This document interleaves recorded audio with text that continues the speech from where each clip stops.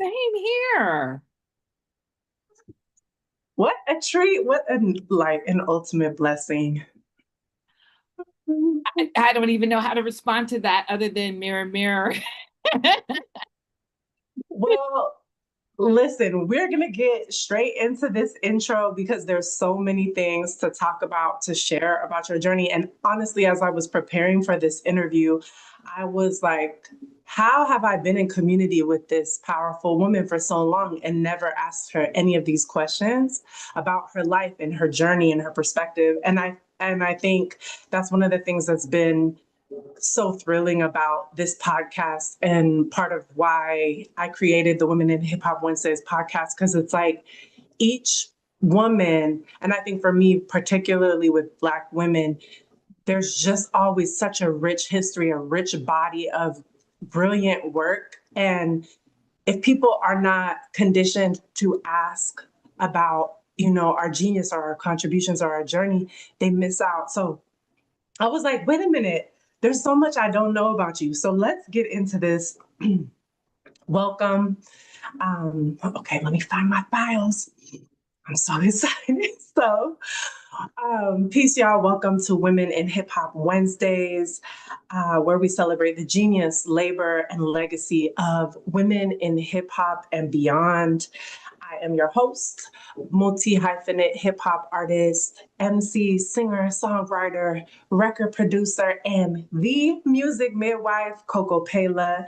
Today, as you can see in the introduction of this video, I have the profound honor of sitting with Karen Seneferu, visionary artist, multimedia artist, educator, curator, and founder of The Black Woman is God, which is an international movement platform, and it's so multidimensional. Her multimedia work merges spirit and technology, memory and futurism, the ancestral and imagined. Her art has been exhibited at the Oakland Museum, the MOAD, Yerba Buena Center for the Arts. The MOAD is a museum of the African diaspora, for those of you who don't know, the California African American Museum.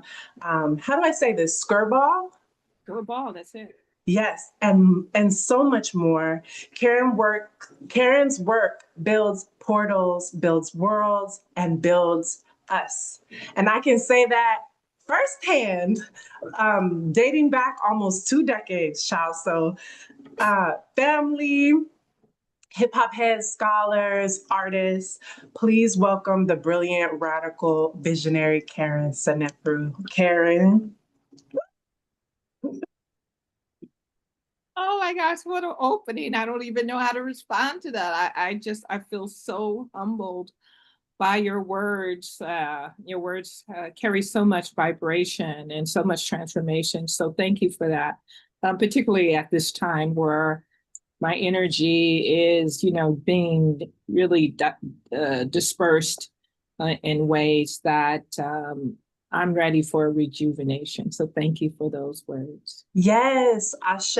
And we get to call that in today together. We get to, manifest that and activate that energy for you. And you're such a powerful creator on so many different levels. And so if you saying it, then it's already done. I'm sure. Yes. I'm literally, I wouldn't say shaking in my boots, but I'm like so excited. I'm like, oh, I can't wait to ask you these questions. So I want to start with your artistic language, which is unmistakable, from the way that you dress, from the way that you carry yourself to the platform that you've created and curated, to so much more ancestral, deeply embodied. When you sit down to create, what does your practice mean to you right now in 2025? What energies and intentions guide your work? Well, I'd have to say the first name that comes up for me is Toni Morrison. And the reason why I say that is because I remember her being interviewed and her discussing that when she wrote, it wasn't it wasn't in a different space that was separated from her children. And so it was just a part of the space that she was in, where she was living.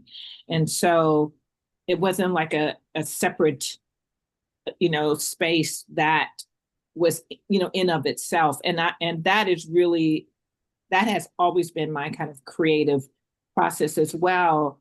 As a creative that was producing something outside of claiming my body as canvas, I was always creating either in the kitchen or in the living room or in the bedroom. I didn't have a studio like my husband, who is Karen Seneferu. He had a studio in the back of the house. And so I would always talk about that with him and say, I don't have my own space. I don't have my own space. And I said, well, the whole house is my space. And so we're now in a new home where I do have my own studio, and I still find myself creating in those places that I have historically been.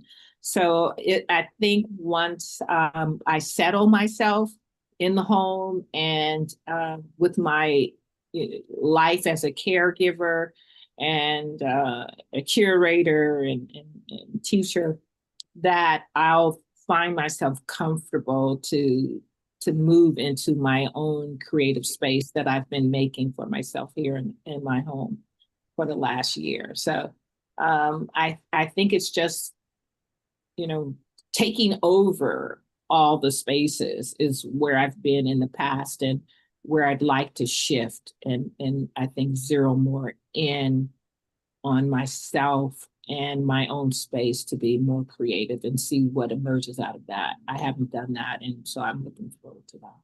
We can't wait to see what happens, what magic happens for you. And I love that you share that, because so many of us get the message from capitalism that you have to have this or that, whether it be a degree or whether it be a studio or a certain set of tools in order to tap into your creativity or start channeling your purpose and expressing yourself. And I love that you're sharing that, because it's a permission. And I feel like you have unawarely done that for so many of us, been permission, permission to be colorful and expressive and rooted, and not have kind of that almost dissociated, like, okay, this is where I do my art. And then over here, is like this different version of me. So I'm excited for this next chapter for you, but I also love that you're being so honest about what this journey's been like for you up until now, and that you've created so much, and so much beauty, and the volume also of your work so far. Wow, thank you so much. I'd like to add on to that, if I may. Yes. It's so I teach at Cal State East Bay, and I bring in writers from different ethnic backgrounds, different perspectives, but one of them that is really important to me is Bell Hooks. And Bell Hooks talks about the importance of self-actualization, but she also talks about how self-actualization can happen as from an individual perspective, that the individual has to understand the collective relationship to transformation, because you can't really free yourself as an individual. And so, and also that the private and the public self have to be one and the same. That in a capitalist society, in an academic environment, what's most important is the head, is the intellectual part of who we are. And so I've never believed that before I even read anything like that. I never believed that. I always believed that I had to bring my mind, body, and soul with me wherever I would move in the world, whether it's in the house or outside of the home. And so, and I know the challenge of that. I know in some ways doing that creates, kind of constant moments of having to defend the self psychically in public. And so But I'm very, very grateful because it builds the warrior self in a way that allows for you to also be sensitive enough to transfer some of that energy when you meet people in public. That you're transferring the kindness, but also the warrior spirit simultaneously for others to be able to protect themselves. And I do believe that that has shaped the way that I've created space for other artists, other creatives. Oh my God. Yes. This is like for lack of a better word, like the sermon that I needed. But this is again why I was so excited, because I just feel like you walk with so much medicine. So I'm just I am just, ooh, I got to keep myself on task, because I just want to ask you a zillion and one questions, which is what we're here for. But, um, you merge technology with African spiritual traditions. What becomes possible for you when you blend those worlds? Well, I think, first and foremost, it's the imagination, right? Being able to tap in to something new that you hadn't considered before, or something new that you hadn't anticipated before. So it's the birthing of something new, and the extension of how that new thing is already speaking and dialoguing with material that's already out there in the world. So that's one of the elements that's really exciting for me, like to see how technology can produce something that's futuristic, and also shape what is deeply ingrained in us as what I like to call the blood consciousness that activates the transformation through technology, just simply as a tool of reminding us to remember. Oh my goodness. This is Karen. Okay. I won't do this between every single question, but I'm really just grateful that this audience gets a chance to connect with you, your spirit, your perception, your values. It's just so rich. And the other thing that I'm excited about is this piece around hip hop, because I know people might be like, oh, well, Karen Seneferu, hip hop? But to me, I met you within the context of hip hop culture, and there's so much to be said here. So I want to know, what role has hip hop culture played in shaping your distinct artistic vision and your connection to community? Yeah. Well, the first thing that comes up for me is like the importance of having my masculinity. That there's that element. There's like this kind of physical uh, presentation that I gained as a shield of protection. I remember very, very distinctly being a student on UC Berkeley campus. That's when I had no hair. I'd shaved off all my hair, wore necklaces from the top of my neck to the bottom, started dressing in red, black, and white. And then I would wear like a tank top and some Converse. And this was after a number of African people would come up to me and say, as I would say, speak to me in a language I had forgotten. And then they would go, Masai, Masai, right? And I would go, yeah. And then I said, like, I gotta look up who these people are. So what I would use to protect myself was hip hop. I would play, I would have earphones on, and I would be walking through the UC Berkeley campus, and I would be playing Public Enemy. And that helped me walk on that campus. That helped me walk through the doors of that campus, and it helped me sit down in those large auditoriums of 200 white students and maybe 3 or 4 people of color, and I would be one of them. So it gave me a kind of bravado, a kind of physical strength that I learned to project as as um, as a protection Mhm. that I feel is a part of my masculine feminine self. As you know, I believe there's multiplicities of ways we can function in the world, but also hip hop has been really important to me in terms of recognizing the multiplicities of creative ways we can uh, enter into spheres of Mhm. the community. Just hearing all the creative elements that you identified, I said that's hip hop right there. Yes. All these different creative elements. So being a curator, being a professor, being a visual artist, having multiple forms of visual forms, really to me embodies some of the principles of hip hop, which is that there's not one element that represents who we are as an identity. And I think in some ways that can be really confusing for people. I think, um, that people think that when you're creative at one thing. Mhm.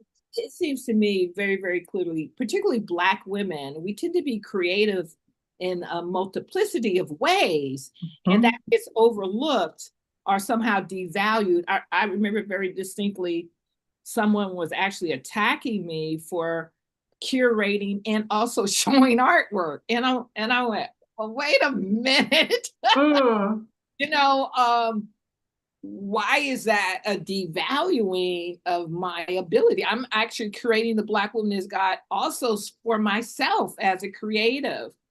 I want to be exhibiting my work. I know that there's this environment that's going to limit spaces and places for us to enter into, and only a select few of Black women would be representations of us.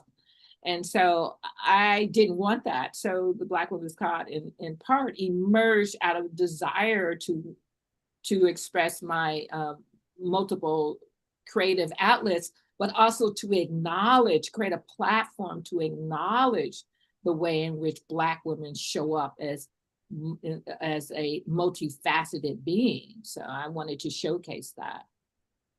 And that's a perfect segue because I was literally about to ask about the Black woman is God, but I want to just, before I jump forward, I want to just press pause and say that again is one of the reasons why I created this platform, because capitalism tells us this lie that hip hop is whoever the select few handpicked people from the culture, who the gatekeepers or tastemakers, and oftentimes folks who are actually not a part of the culture or disconnected from the culture or even disconnected from their humanity in a way where they they don't understand the communal aspect or the cultural aspect. And so for me, especially growing up in the Bay Area, it's like every single person that I knew growing up was not just a B girl, was a dancer, but also an MC, but also an organizer and an activist,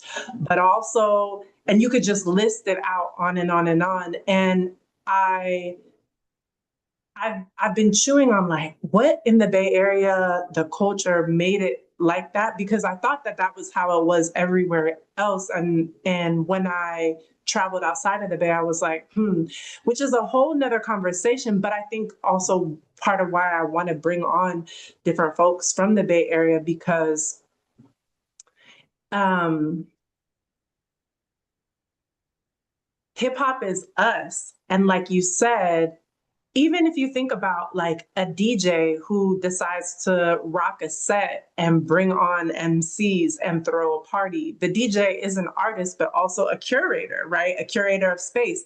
And both their gifts and their blind spots create the culture and the vibration of whatever space they're in, right? And so I'm so glad that you have continued, that you had such a clear vision and continue to like follow and answer the call of your desire, because I think that that's part of the genius of Black women. People don't, maybe there's absolutely a gatekeeping that happens to perpetuate the lies about us, or the lies to us, about our power, about our agency, our brilliance, and so on and so forth.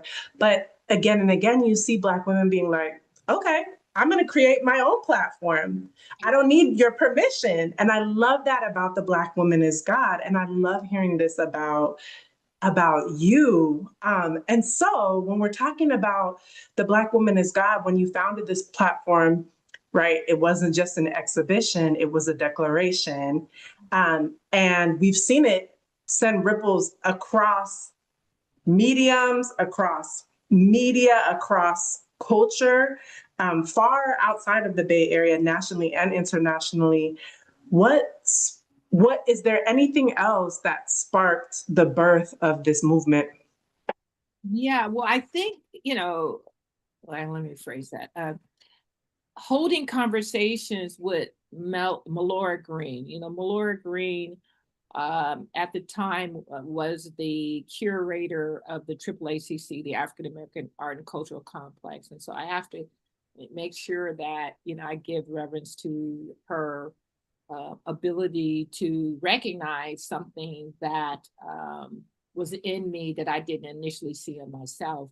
She and at the time, the executive director, whose name is escaping me at this moment. That's okay. Come back to me. She was the mayor of San Francisco, and it's just escaping me. It was the first Black woman as the mayor of San Francisco. Anyway, it'll come to me. And so both of them had asked me to do a solo show. And I didn't feel good about that. I didn't feel comfortable about that because I think I had been showing work for about 5 years. And I had really been pulled into the space of creativity in the AAACC. Somebody had seen something I had produced for myself and then asked me to display it. And so visual arts really wasn't something I had pursued, but I feel ancestors, I call it the air, meaning HEIR, done pulled me. Yes. Pulled me into the act of being creative. And so when I was pulled in, I started pulling other people in. But it was a conversation I had with Melora, who asked me, like, why do Black women, they experience, we were just kind of bantering. And she said, how do you think it is that Black women struggle and yet somehow are able to elevate beyond limitations? And I said, well, you know why? And I just kind of just said it off the top of my head. I said, the Black woman is God. And she went, that's it. That's it. That's going to be the name of the exhibition that that you create, because I said, hey, I'll do an exhibition. I don't want to do a solo exhibition. I'll do an exhibition if you allow for me to invite other artists whose work I had seen in the exhibition at the annual exhibition at the time. The title was called The Art of Living Black by the curator. Oh gosh, I'm at that stage where names just pop. Anyway. That's okay. I had seen so many Black women artists, visual artists. I didn't even know they existed in the Bay Area. And so that blew my mind. And so I knew I had seen so much artwork and that it almost was like all this pouring into me. So I said, okay, well, in 2013, I'll create the Black Woman is God, and we'll have like, I think it was 18 visual artists. And then we had 18, when I think about this was insane. We had 18 performances that that night. That was ridiculous, but they all performed. Yes. And Duckworth performed with Queen Delight that night. Yes. And I was like, what's he doing on stage? Who's this kid? Well, I mean, he went off to do incredible things too. So, as well as Queen Delight. And so that just kind of accelerated. The project began to accelerate. And in 2016, that's when it really kind of exploded. There was a lot of turmoil going on in the society. There had been, I believe, 2 murders that week before the opening of the 2016 exhibition at Soma Arts. A new executive director was coming into that space, and that was going to be a Black woman, Maria Jenkins. Jensen and Maria Jensen. And so what we thought were going to be maybe 400 people showing up to the exhibit. I was informed by one of the managers that they were going to have to open up the second gallery because we were also going to have artists presenting their wares. They said, "Oh, I think it looks like 800 people are saying they're going to show up on Facebook," and I went, 800? What? And then I got a call from one of our most important performers, artist, priestess, Colette Eloy, Dr. Colette Eloy, who combines Congo dance performance with Haitian dance performance. She's from Haiti. She called me up in the day of and said, "Oh, instead of having 8 dancers, we're going to have 35." And I was like, okay.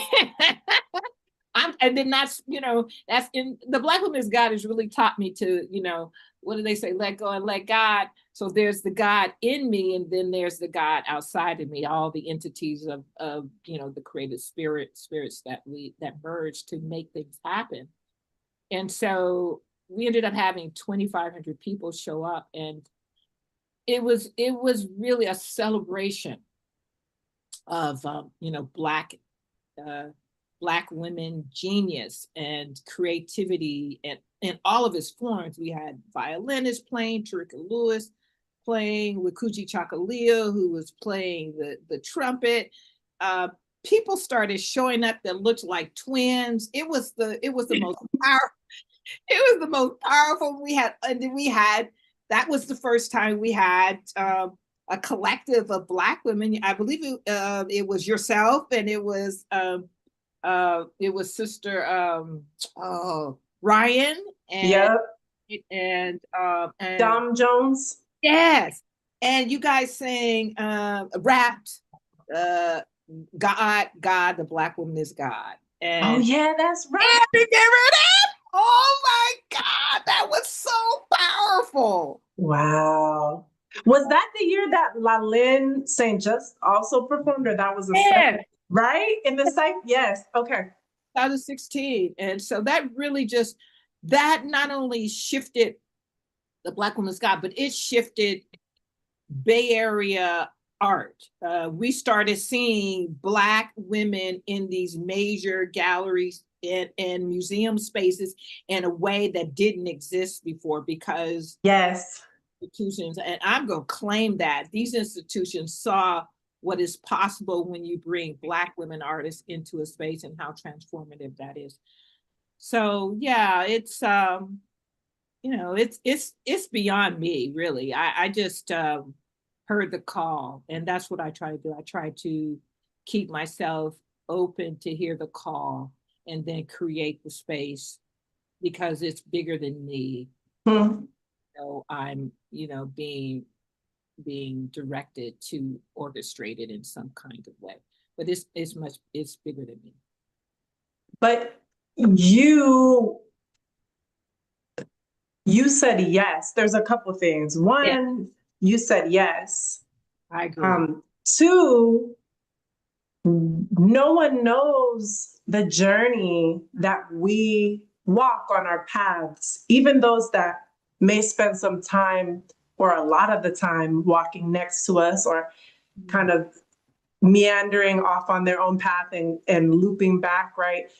They can't see the world or experience the world, from the feet and shoes that we have, or, the alignment towards the destiny that we're traveling towards. And so it's also about, some of the stories we probably won't know about your life and the different choices that you've made throughout your life to become the woman who you are, who was ready and kind of chosen to say yes to that, and who made choices that prepared, you as a vessel to birth this, so it's like, it's bigger, but like you said, it's like, we're all connected, but like, you are the one that this was birthed through, and it could have only come, through you. And so like I said, that's one of the reasons why I'm hella excited about interviewing you, because it's like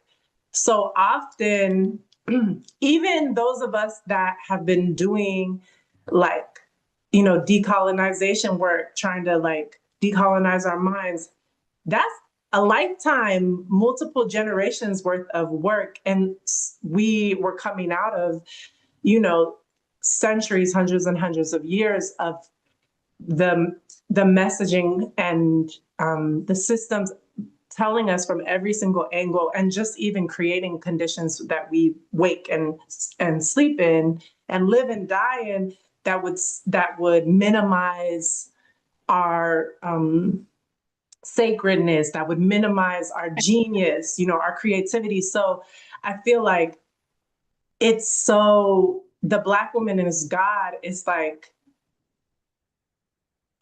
I feel like every Black woman, and even our allies and the brothers, like the first time that we were encountered that phrase, it was like an affirmation of something that everyone always knew. You know what I'm saying? But it was like a calling. You said yes to it, and then you offered it up to us to also say yes to it. And what does that mean? And then how do we express and show up in the world when we're being called to that? Because we've been called to so many other things that don't actually truly reflect us in this world. So I just feel like, Thank you. Wow. yeah.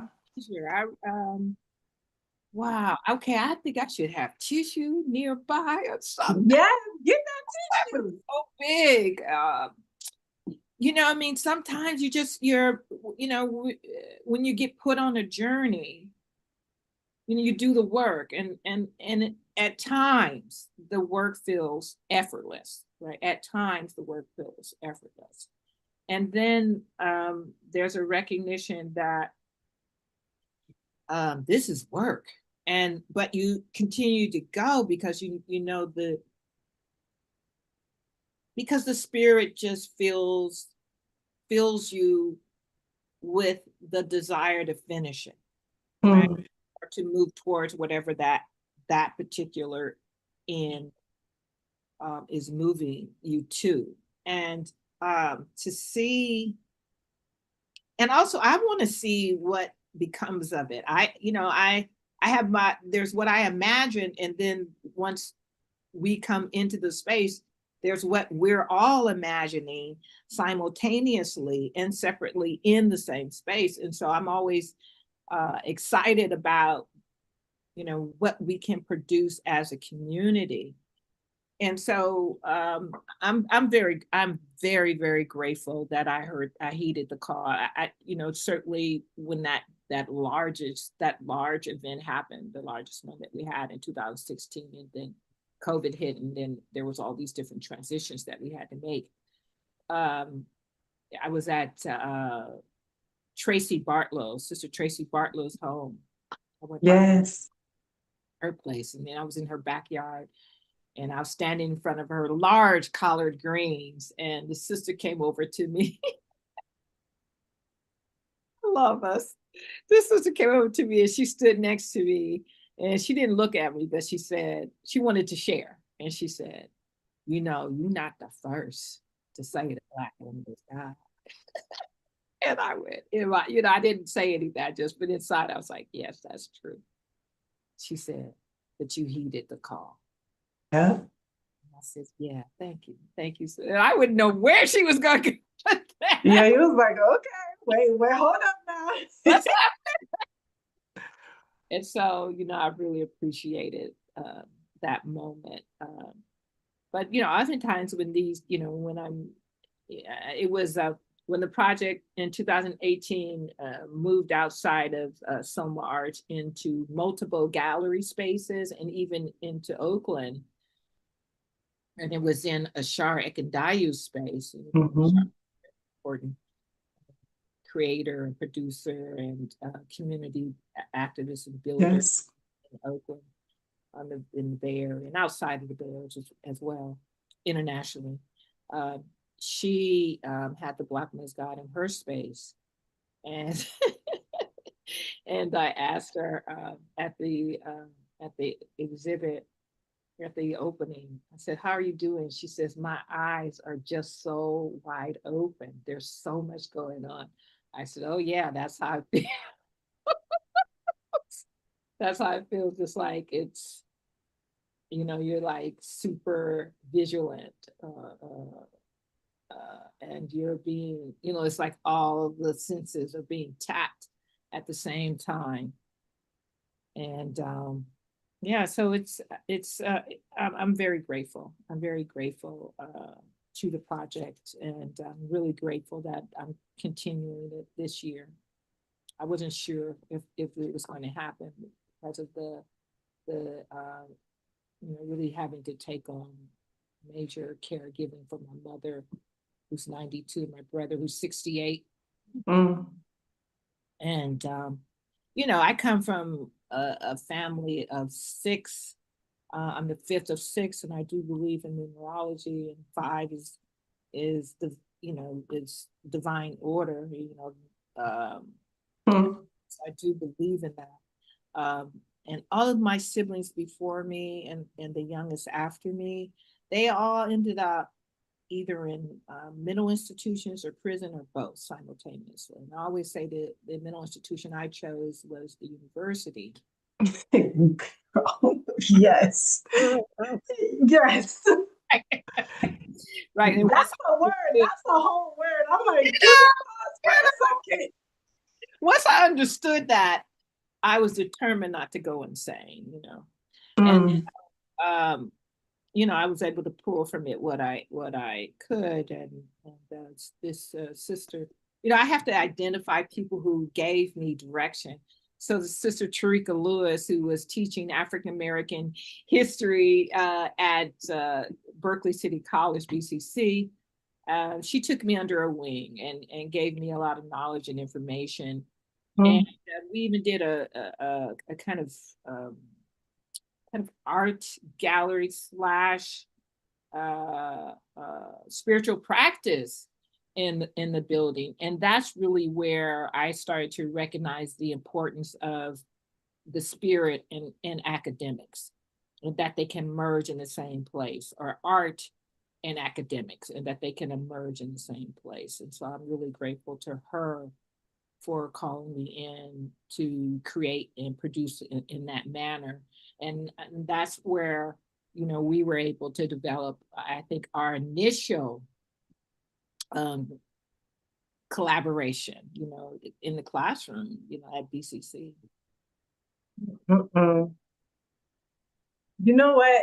And we'll talk about this later, but like that's where I met you almost 20 years ago. But before I have to pace myself and keep looking down at these questions so I don't get, carried away on a wave of emotion. But so over a decade later, of curating, and curating doesn't encapsulate all of the creativity and the labor and vision that's gone into this. But over a decade later, what transformations have you witnessed in the artists? You talked a little bit about changing the landscape of the Bay Area arts scene as far as galleries and curators recognizing the value and need for Black female artists. But what transformations have you witnessed in the artists, the audience, and in the culture itself beyond that piece? Hmm. That's interesting. Well, let me just say first, I initially talked about, these larger institutions like museums, but a number of artists that have shown first in the Black Woman's God have been called or received representation in galleries here in the Bay Area. And so that certainly has changed their lives, and then the way in which they contribute to the art world and the audience that see their work and then come to see the Black Woman's God. I also think that there's a kind of confidence and recognition about the value of who they are as Black women for being in the Black Women's God. Sometimes because I'm always moving in the labor of it, that when people are talking to me, when artists are talking to me, particularly Black women, and they're talking about the importance of being in the show and being accepted in the show, it's hard for me to hear it, right? Like I feel them saying like how important the show is for them and to be in it. And I'm like, okay, okay, okay. Because I'm thinking about the 10 or 15 other artists that I have to now communicate with to move this kind of assembly line along so we can get ready for the show. But when I reflect on it, um, it's like watching, um, really, it's just watching the way in which the community becomes uh, open to how they can change themselves and others in it, and that it so that it moves beyond the exhibition. It's they start to recognize their responsibility, like that. I think that that's a really important element. The artists start to recognize their responsibility to themselves, to their families, to the community. Mm-hmm. And it's not just simply an opportunity to show artwork on the wall and have people come in and perhaps purchase it or not, but that is transforming their whole family if there comes into that space. And so it's doing something much more important than, the capitalist component of it, which is also a necessary element to keep the gallery open. But for me, it really is, how can the art literally transform people in the space? It happen over and over again. I know that that's real. How can people become in the space? And I think that that's the most essential component of this exhibition. It does that. And so that for me is real. So it's the rebirthing of the self. Yes.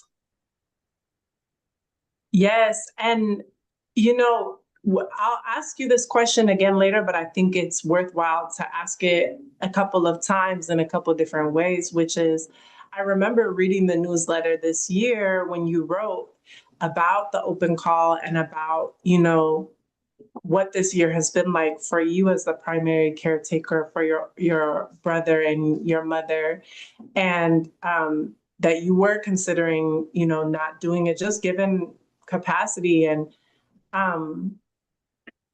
something that I've noticed, and of course this is from my perspective and I'm sure subject to deepen and widen, but something I've observed over the years, having the privilege of being surrounded and coming up around so many Black female leaders and artists, is that the legacy of the heartbreaking and deeply damaging legacy of slavery and that institution has really warped our ability to respond appropriately, is not quite the right word, but like to respond in like a natural human manner, and like in a way that honors what Black women do, whether it be taking care of elders and family members or children, or building a community platform or a community center, or creating art, or bringing home the bacon, or studying law, or whatever. And by the way, it's Mayor London Breed. I looked it up. Thank you. Yes. Sorry, Mayor. I hadn't forgotten. It was just my senior moment. Mayor London Breed's very, very important to the Black womanist God. She, she was the mayor of San Francisco. And so to come to our openings and acknowledge the power of the Black womanist God in a political environment where that really could have been very detrimental to her political career. I'm very, very honored that she has supported the Black womanist God, and I hope she's doing well. Yes. Yeah. I was just gonna say that it's a long-winded way of saying a phenomenon that I've seen is that because Black African women who are, have been displaced because of slavery and anti-Black racism and this whole, colonial imperialist project, because of the the system of oppression of racism that was created to justify why it was okay to do this grand inhumane, act.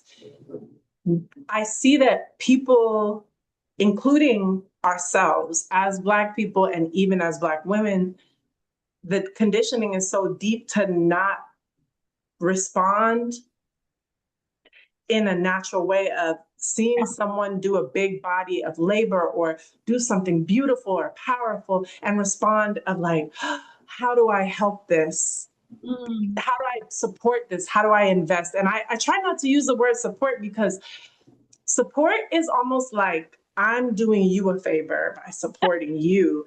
But invest is like, how do I make sure that I do my job to contribute to the good work that you're doing that's making my world better and richer and all that stuff. So in that way, I've seen a lot of people be like, oh, like, that's so great that that Black woman is doing that. Like, people will be like, okay, we've moved past I'm not going to say anything, but you go, girl, is actually not enough. Like, we have to take concrete actions to invest and say thank you and make sure the work continues. So, in a year like this, where you almost didn't do it because of your capacity, because of the resources, what does it look like to ensure that this work continues, that this gift continues, that this legacy continues?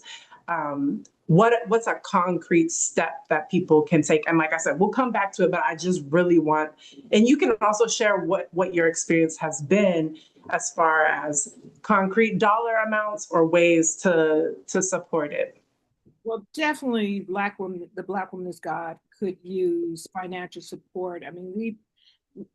That 2016 project where the 2,500 people showed up, there was barely any funding for that. As a matter of fact, Sister Colette Lowy, I spoke with her a few weeks ago. And so she was, I was saying to her that I almost didn't do it. The funding wasn't there. I had 5 grants that I applied to, didn't receive any of them. And these were grants that I had historically received in the past. So that was kind of devastating too. And when I said to Colette that we don't really have any funding, she said, "Well, in 2016, did you have any funding then?" And I said, "No." And she said, "Well, let's go." Like, that's, so there's that element, and I'm clear about what let's go looks like. I've done that, but also too, I do want to call in funding in a way that can support the project, and have us become even less dependent upon these entities that shift political values and or acknowledge now the values they've always held, Yes. now expressed by denying us access to funds. I'm just very grateful that the Black Women's God has its own space. And so that's really important, because things would be different as well. For the last 3 years, we've had our own gallery space. So I'm very clear about that.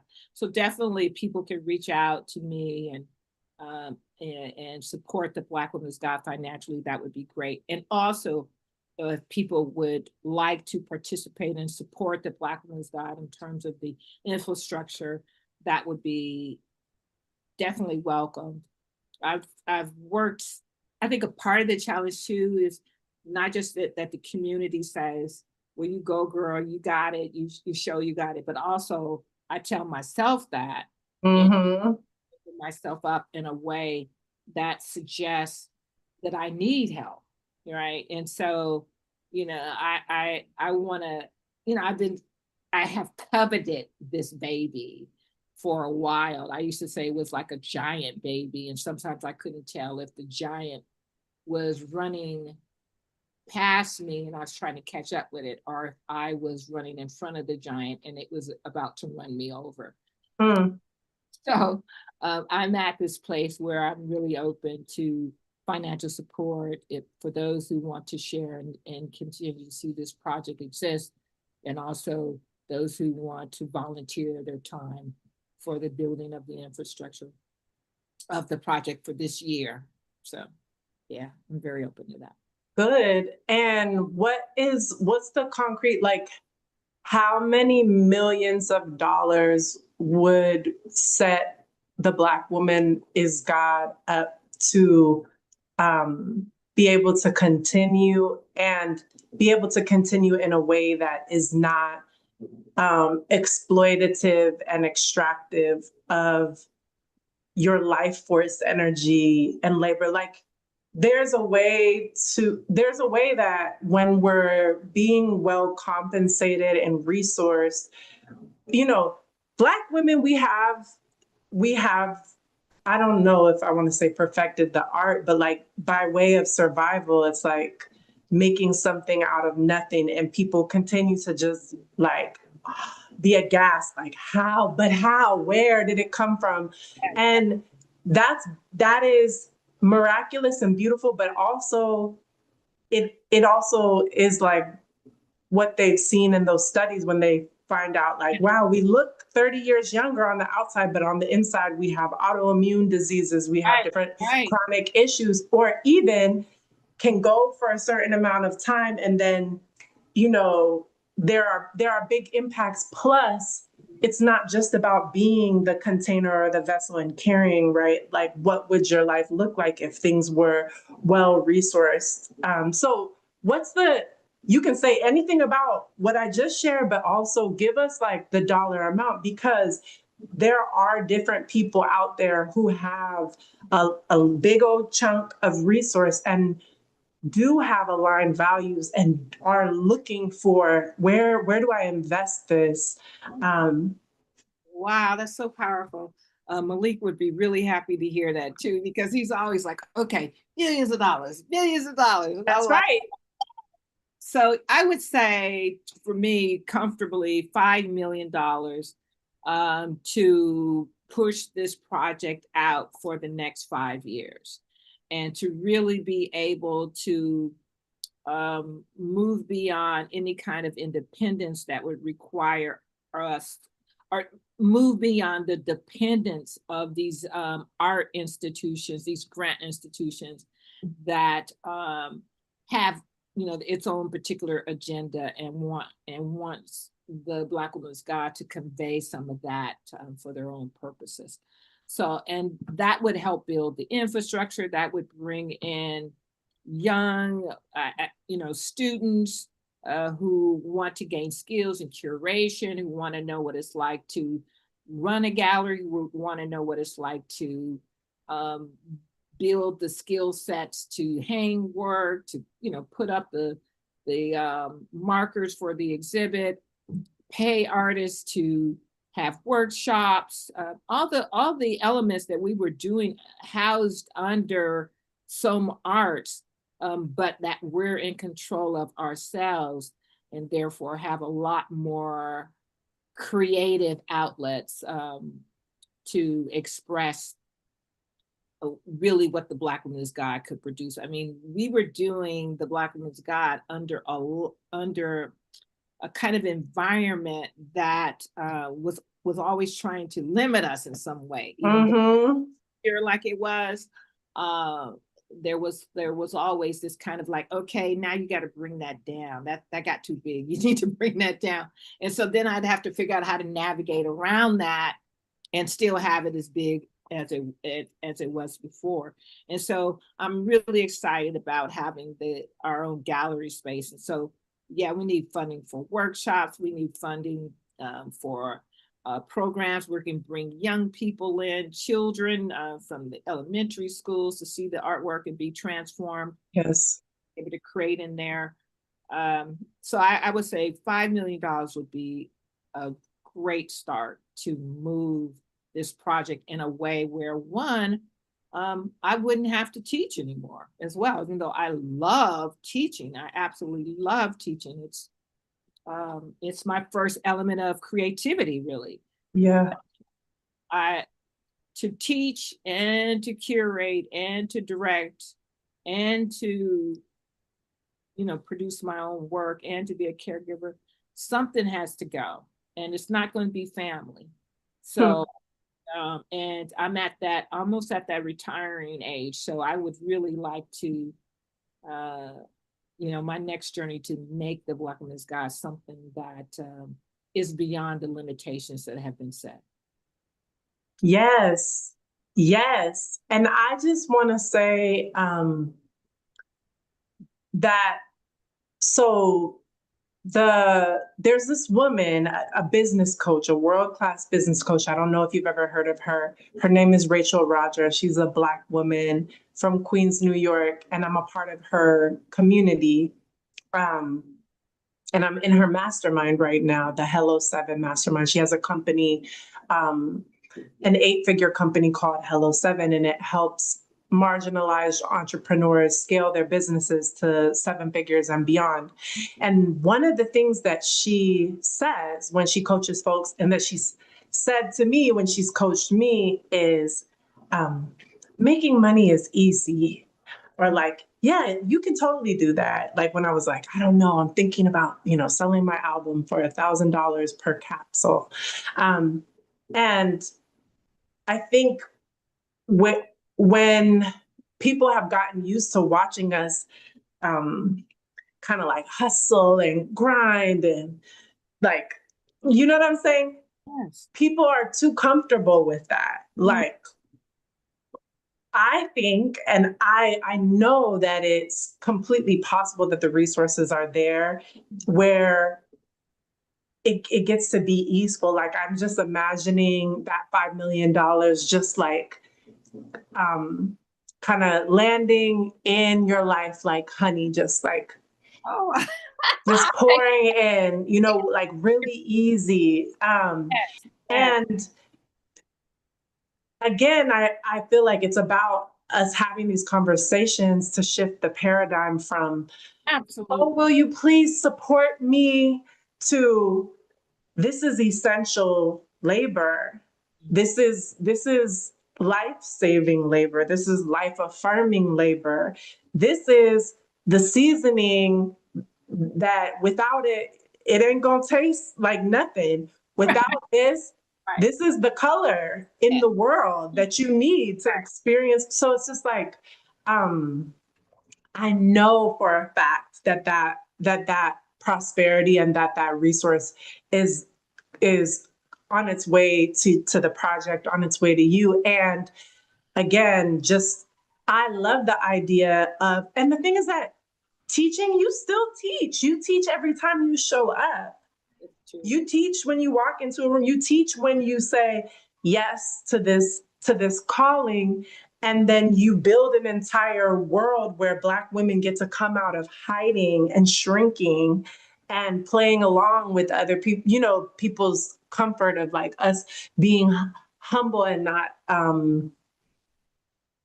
humble in the way of humility, but the way that people talk about, why do people always have to humble Black women, put us back in our place, or, put us back in line. So you're teaching, and there's so many ways that you get to be a teacher, right? And you've done this work for decades. So it's only right that you get to exercise your own autonomy and say, this is how I'm going to use my gift as a teacher now. So I'm excited for this 5 million, especially because you said you're the 5th child. I'm like, let's go. Like, come through 5 million. I'm ready for it. And I know that it's coming. I know that it's already done. Come to me now. Yes. Bring it to me now. Yes. Okay. Yes. Okay. So let me just ask you this question. You've always included elements of hip hop music and culture in each annual exhibition in some way, from live female MCs, ciphers, like we talked about, to the God Code at the National Digital Opening. How do you see hip hop as central to Black women's creative liberation?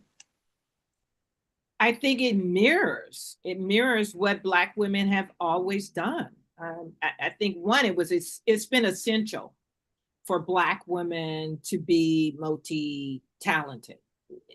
It's allowed for us to ensure that our children were fed, that our communities were fed. So we had to figure out ways we had to be innovative. We had to become entrepreneurs. We had to be multifaceted, multidisciplined.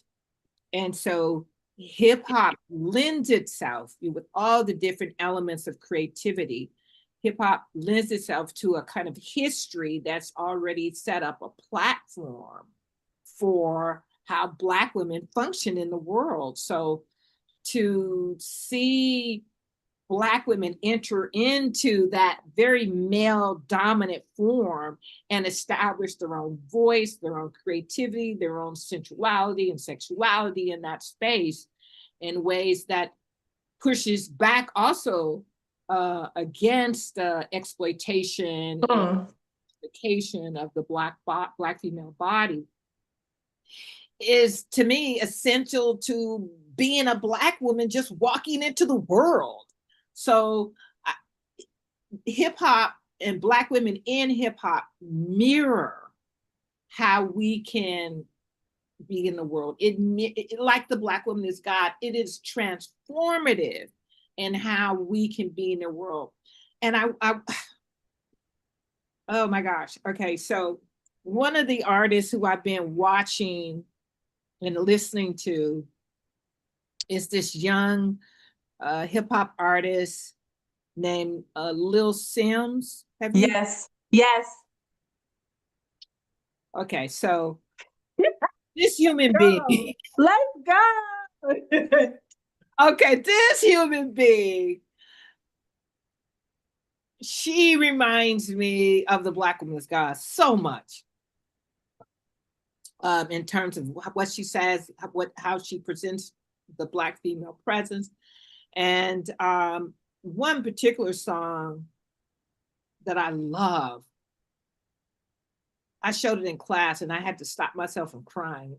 Yes. It's because of the I don't know what it is. I was talking to Malik about this. It's the song called Gorilla. That one. And it starts with it's almost like a line, like a New Orleans line section. It's incredible.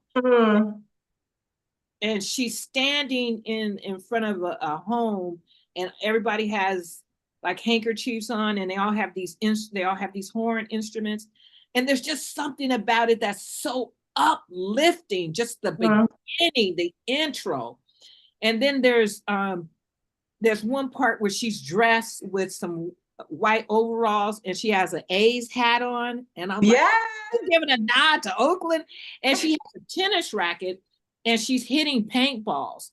Now I believe there's an artist in San Francisco, probably during the 80s, that made a career hitting tennis balls, and that was his art. So I was like, okay, she has some history around the Bay Area, around the creativity there, the bravado that's there, and she's recognizing the skate culture. She's on a skate. She's lying down on the skateboard and is going down a driveway, and the driveway looks like maybe the Guggenheim driveway, because it looks very similar to the way the Guggenheim gallery and museum scales up in a circle. She's down in a certain, I believe that might not be, but it's such a powerful scene. Yes. And at one point she says, I'm going higher, and she literally lifts up and she starts to float, and then she goes, yeah. And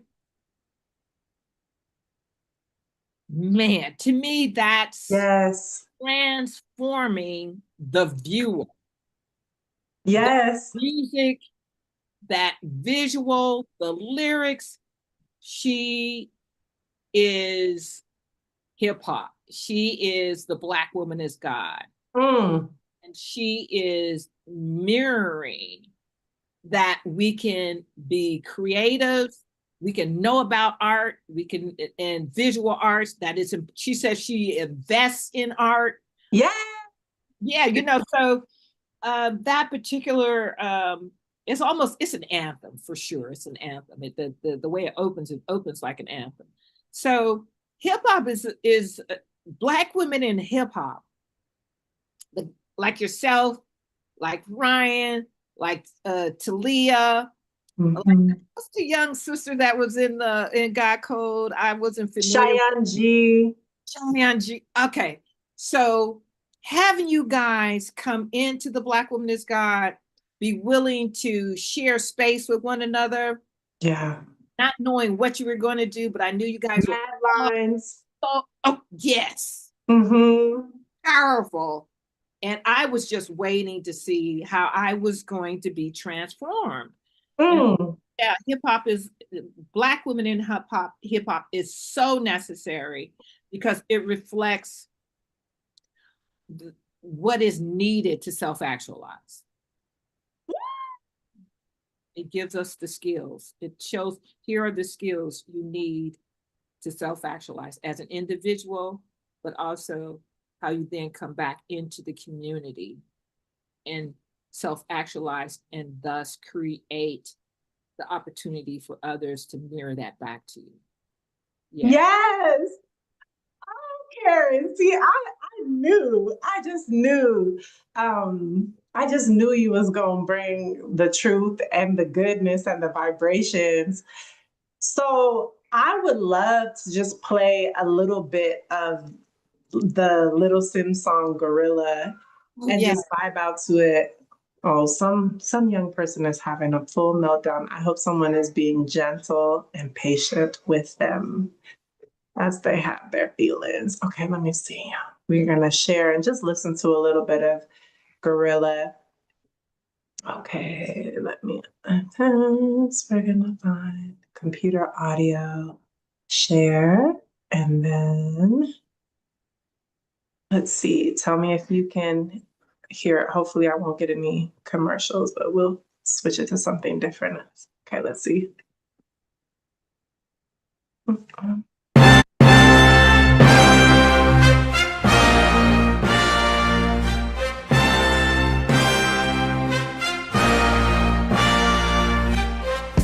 Simmer, who got the keys to my blood clot bimmer? Big time driller, monkey to gorilla. Who is this woman that I'm seeing in the mirror? Drink 42 and smoke cigar. Name one time where I didn't deliver. Silent figure, I was just on the ends, dropping gems with my friends. I got a 3310 and a pack of blems. Then got the gold full black, circle back again. Rapping when nothing progressive was happening. Ooh, pain tolerance couldn't break us. Pay homage if you respect how we came up. Cool. Trying to get to the paper, hitting from Jamaica might do me a favor. True. Big simmer, dipping 10 toes in that ice cold river. Bank got bigger, been a different species. Tunes in the locker, been waiting to unleash these. It's a no-show if you can't guarantee fees. I ain't got one threat to consider. Heaven and earth attached to one pillar. Rest in peace to Mac Miller. New Sims dropped to shake the whole shit up. What's next? We'll be here for months talking about prospects. Staying on my job, yes sir. And rain is against her. I'm river resistant on my polyester. Run through the jungle, they shoulda never let her. Cuts and wounds I hope never will fester. Yeah, big art collector, silent investor, film director. Beating on my chest, going ape shit, putting in a grave shit. Ain't like what you make it, yeah it is.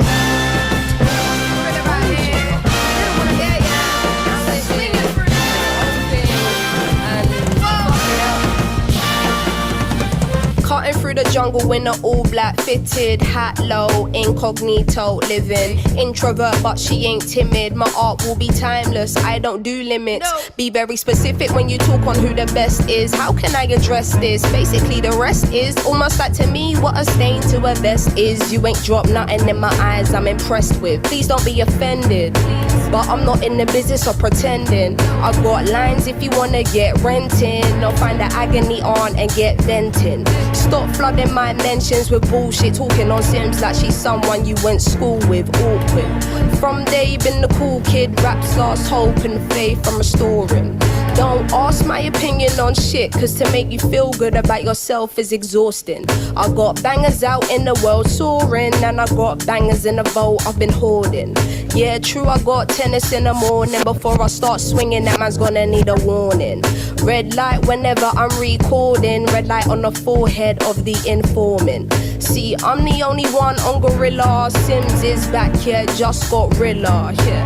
No choice now but to fill us. I know the streets will love it like I brought my skin up. So simmer down, little homie, simmer. All that talk get you rubbed out quicker. I'm cut with a different scissor, from the same cloth as my dear ancestors. That's why this shit gives you the shivers. I'm that cold. Higher. Going higher. Higher. Going higher. Higher. Yeah, we are. Higher. Say what? So special beside the world we live in, it's so rare to find. Go peep that. Yeah, it's about time. We got the just dues for the work we put in over a decade in this bitch, you know. Yeah, man. Woo!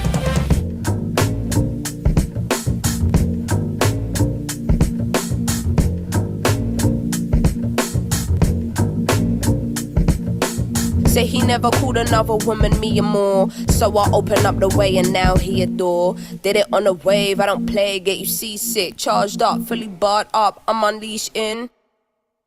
Yeah. So powerful. And I'm really excited to go back and do a little bit more research on Little Sims, because I have not gotten to know her, and I feel like that's part of this is definitely part of what this platform is about. But this is the way, for me, I always say, like, I connect more with music when someone who I'm connected to and have a relationship with says, you have to listen to this. Mm-hmm. Or I had this experience when I heard this. And so I'm excited because now I get to go on a complete deep dive. And yes, this is so good. So good. Hold up. Now let me find my notes, because if I don't have them, girl. Okay. So I want to talk a little bit about art as community. Well, we've talked about this, but your art is not just visual, it's communal. So if there's anything that we've missed about that aspect of your work, how does community shape your creative practice? If there isn't anything we've touched on so far. Well, I think I'm just going to end up repeating myself here, but it's for me, it's transformation. As you said, that the work is about portals. So I want people to have either a literal physical entering into a space, or there's some kind of apparatus like a telephone that's connected to the Africa piece, where you pick it up and you have voices on there, and then that creates some kind of sensation or transformation. It's really about recognizing that every space, it gets back to a quote I said that came from teaching, and that is, space dictates meaning. Whatever enters that space is dictated to by the meaning of the space, or the individual can change the meaning of the space. Space dictates meaning. So that's what I'm attempting to do with my creativity, with my relationship to people, with my curation, with my teaching, is to have folks recognize that when they enter a space, they also have the power to transform. Yes. And I was actually just about to ask you just about your work as an educator at Cal State East Bay. Like, how do you use the classroom as a creative and political space? Because Yeah. that is the first space where I met you, you know, as the teacher holding this container in the classroom. Well, I usually tell students when they walk in the class for the first day that the person that they are today is not going to be the person they'll be when they leave the classroom. And they always see that as a kind of competition. Oh, yeah, we'll see about that. That kind of a thing. Mm. At some level of resistance. And that's fine with me. I know that the material is going to shift them, that they're going to discover why they are the way they are, why their families are the way they are, why the communities that they're in are the way they are, and then ultimately why the global community is the way that it is. And so I'm always trying to figure out ways where I can give them material that reflects on identity. Uh, I have this saying that identity is how you see yourself, how others see you, and then your perspective on how others see you. And then I'll say to them, who are you? Is the self you come to know when you created, or was it created for you? And if it was created for you, then who are you? Mm. By the end of the semester, my intention is that they're very aware of who they are versus who they want to be, or who they will be. And so the classroom is like an incubation. It's a place for discovery. It's a place for revealing pain. It's a safe haven. It's a recognition that that space is historically has been designed for war, and Mm. that that ultimately we're all in that space trying to become warriors of some kind, to protect ourselves and our loved ones so that when we go back into the world, we have uh, a recognition of our own. Mm. Oh my gosh, Sister Karen. I appreciate this so much, and I know that this is really going to feed and shift a lot of folks' minds and spirits, just to get to hear this wisdom. And I was curious if you would tell me a little bit about, it's the Marlowe Gallery, right? The Marlowe Gallery, yes. What vision guides the space? And you know, how does curating other artists refine your own evolution, which you've talked about before, but specifically in this space? Hmm. Well, I get to choose the art. That's one thing. And I mean, I did that with, in partnership with Melora. And then at some point, I was doing that by myself. But now I'm doing it in a way where I can determine where it's hung in the space. I can determine how the artwork communicates with other pieces, either across or next to, or I can create installations, and I don't have to worry about what are the concerns of the director. So it's really having kind of freedom in a way that is really prefaced on what the directors and other entities in an art institution require of you. I'm free from all of that, and I'm very excited about that. And then I'm in communication with my husband now in the gallery space. And so I'm very excited about that because we usually have been in separate spaces, creating and producing and showing. But with having this gallery space, and last year we really curated together the Black Women's God. I'm really excited about continue doing that work with Malik. His motto is remain creative. And he's just an incredibly prolific artist. And so I really get, and he's been doing this work he's been creating and curating and producing as a Black man in San Francisco, born and raised, for a long time. So he has a lot of information, he has a lot of skill. He has a lot of, political understanding. And so I can rely on him and lean on him in a way that that I had to be careful about doing when I was connected to other entities. I don't have to be concerned with that. So it's freedom, really, in ways that I haven't been able to express, that I can do now. So I love that. I really love that. I love that for you. And I love that for everyone who gets a chance to be touched by the space.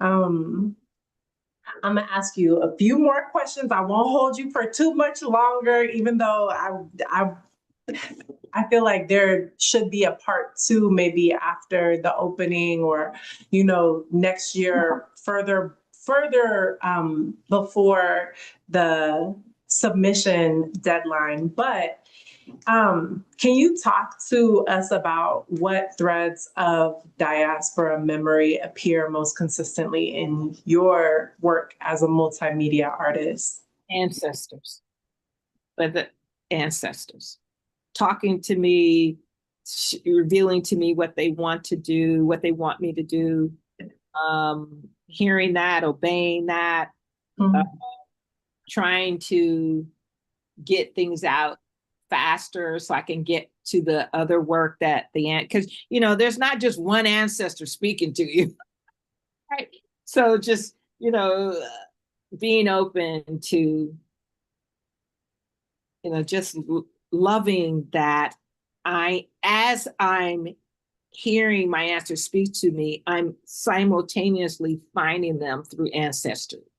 So now I can even start to identify who's speaking to me. Yes. Right. So that's really, really fascinating. And yeah, ancestors guiding me. And if you are open to it, I would love to know how Black sacred traditions and Black futurism or futurity speak to each other in your practice. Well, Black futurism or Afrofuturism, it's rooted in ensuring that we're going to be in the future. And, so that means producing history, right? And so the Black woman as God is always, there's so much documentation that the Black woman as God has. And there's multiple catalogs that I would like to be able to produce with that $5 million, with the assistance of that $5 million, so that we could have a documentary. I would love for Renee Makata, who worked with us on the Guide Code, to be the director of the Black Woman is God documentary, because this project is, as you said, has influenced not just the Bay Area, not just California, but internationally. And certainly it's shaped Hollywood and how they've presented the Black female presence, not just as strong figure, but a spirit figure, a God figure, even claiming her as God. I hadn't seen anything like that until the Black Woman is God developed and kept reanimating itself in different ways every year. So the nature of the project is about the documentation of the Bay Area, the importance that Bay Area Black women have created that shapes the world. And also how we're going to continue to do that kind of work in all avenues, whether it's politics like London Breed, or it's hip hop, or it's visual arts, or it's poetry, or it's robotics. What's happening certainly in the Bay Area with the Black tech world. There's so much that this is such a powerful time, Mhm. and I think in part of where we are right now, that where Black women are going to continue to make a dent, to shift. Dent is not the right word. To continue to shift the world in a way that establishes the importance of humanity through our creativity. Mhm. Yes. And it's so interesting too, as you were saying that, like, two different things popped up in my head, even when you were talking about Black women in the Bay Area and the Black tech world. And then I thought about Ryan Nicole, who is a multi-hyphenate artist, activist,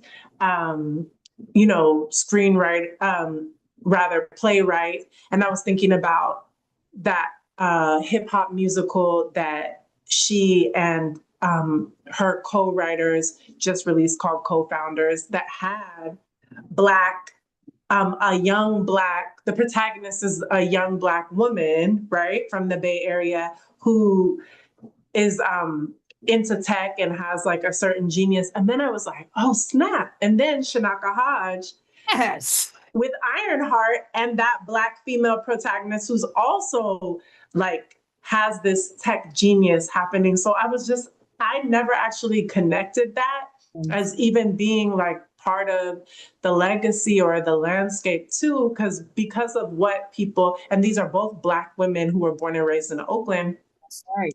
And the landscape of having the tech bubble happen in and around the Bay Area, and then the way that Black women and Black folks always do, which is like, we're really creative and utilize the resources. But I don't know why I never made that connection. But yeah. Well, you got a lot going on up there. Yeah, you know what? Thank you. Yes, I do.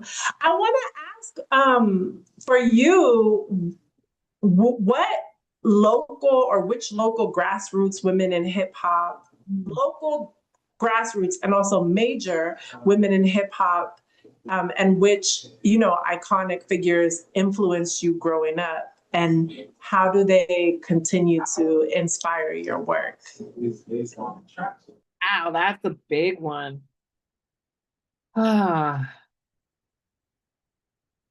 Black Bay Area women in hip hop. Well, I mean, let me just say, you guys, you, you guys, Oh my God. you guys transform me. You guys influence me.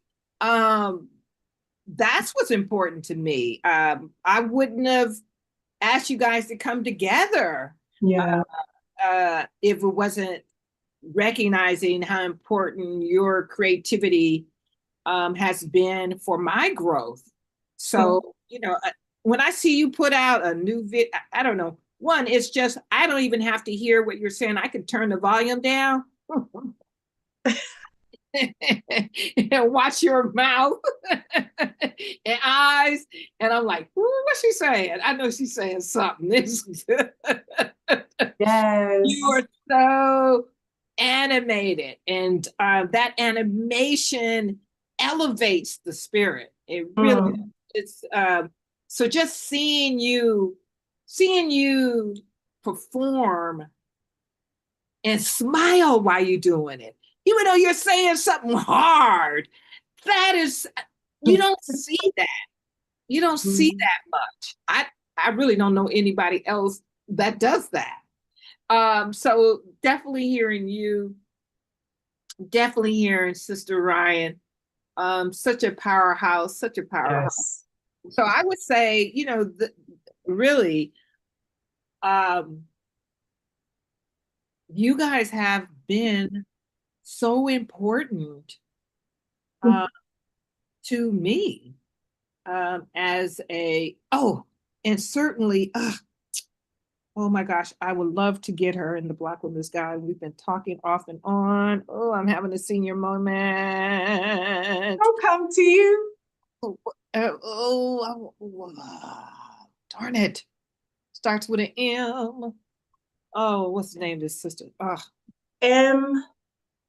And she's never been in the Black Women's Guide. She's from the Bay Area. She's from the Bay Area. Sister has long hair. She's like, I think about, maybe it was like 20 years ago, she kind of really blew up. Gosh. Mystic.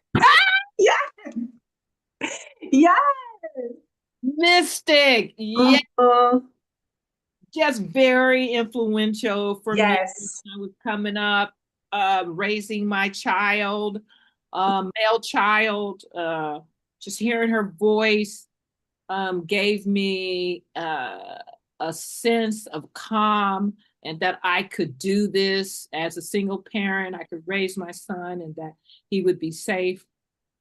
She's been very influential in my life as a listener, of someone who needed growth. Oh, I'm like, can we play the live? Can we just play a little bit of Mystic, the live? Sure. Okay. Okay. Oh my God. Yes. And you know what? I feel like I either sent her an email or a voice note or something at one point, just like telling her, because I remember that was 21 years ago. I remember was it 21 years ago? 14. I'm 38 now. Ooh, look at you. Look at all 28. Girl, how long ago it was, but it was a while ago. Was that more than 20 years? I know how to do math. Yeah, I suppose that was like, wow. Anyway, that was over 20 years ago. I remember being 14 when I first moved to the Bay Area from Sacramento, because I was up and down the West Coast and outside all over the place before I was 14. But moving to the Bay Area, starting freshman year at Berkeley High, and somebody putting me up on Mystic. And I just remember just her music and her voice is like, you walk into the ocean and you lay back and start floating and you just feel the waves like kind of walk, and you're just in this totally different experience. Okay, let's see. Hopefully they won't try to do the commercials. I need to get a better player. Okay, so this is Mystic, the Life, from Cuts for Luck and Scars for Freedom. Oh, Lord, okay. Let's see if we can do this. Let's play it. Come on. Yes. Can you hear it? Yes. Hopefully it's very own Mystic. So good, don't it? This is for the warm days that drift away while the sun sets and the ghettos play. Long nights on a hot summer's block where you sip your brew and never touch your glass. This is for eyes that cry like yours and learn to smile again. Rise above the pain. This is for you and your crew, the ones that's true will always love you, no matter what you do.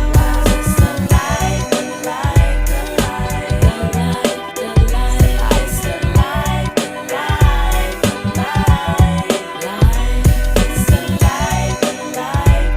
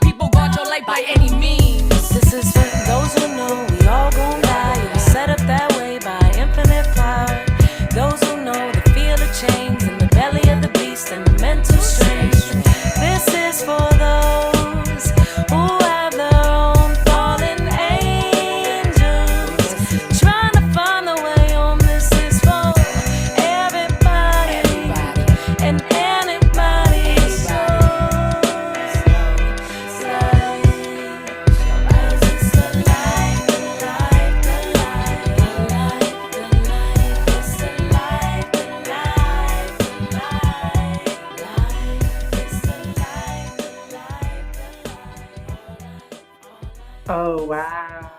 I was like probably 10 years old. Woo! Yes. Oh my goodness. Needed. That song came out. It's so needed. Yes. Oh my goodness. I'm so glad you spoke her name and gave her flowers because yeah, she is, birthed so many MCs, male and female and everywhere in between. She's so influential. And I interviewed Tony Blackman during the summer, and one of the things she said, the women in hip hop are doing the most interesting, innovative, like diverse work.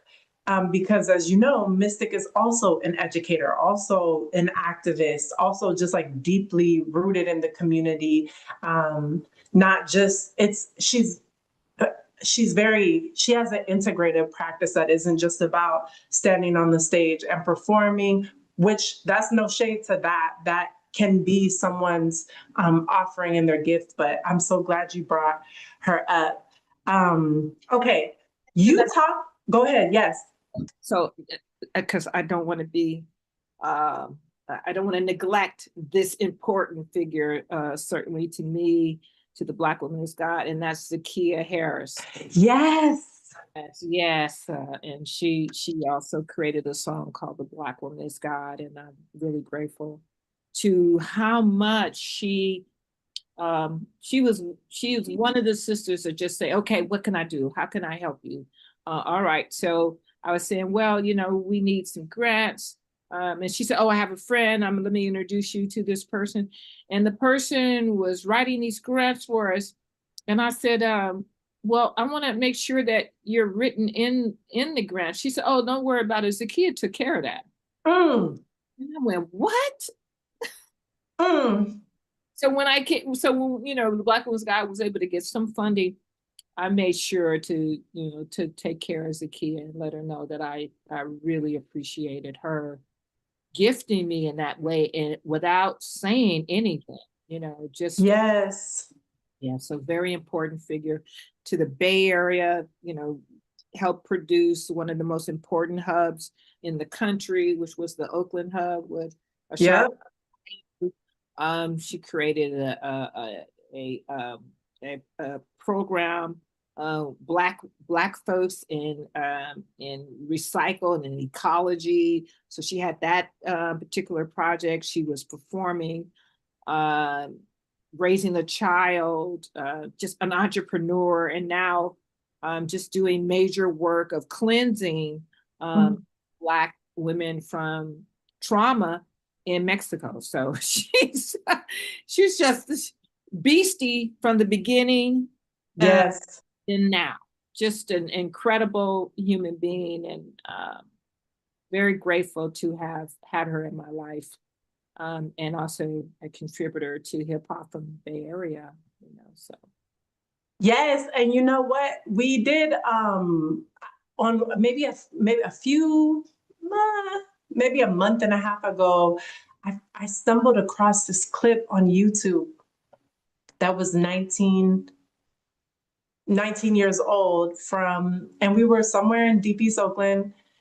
Duda had wanted to get together a cypher of the MCs at the time, because they had just come back from traveling. I don't know if they had been to Puerto Rico, but I know they had been on the East Coast, and the people on the East Coast were like, oh my God, Northern California has real spitters. And he was like, oh Lord. So Erica Eng shot it. And I remember Zakiya was in the rap cypher with her baby on the hip, one arm around the baby, one hand in the camera, just letting off. Yeah, where's that documentary of the Bay Area Black women MCs? Where is that?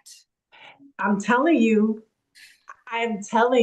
because, and again, this is another reason why I created Women in Hip Hop Wednesdays, because if we don't tell our stories, they don't get told because people are not mentally, spiritually aware and in shape to be able to recognize, right? And I think we also get conditioned to wait, right? Oh, well, I have to wait until they nominate me for a Grammy to stand up, or we have to wait until one of our own is nominated to stand up and say, oh yeah, I remember them back then. Why are we waiting?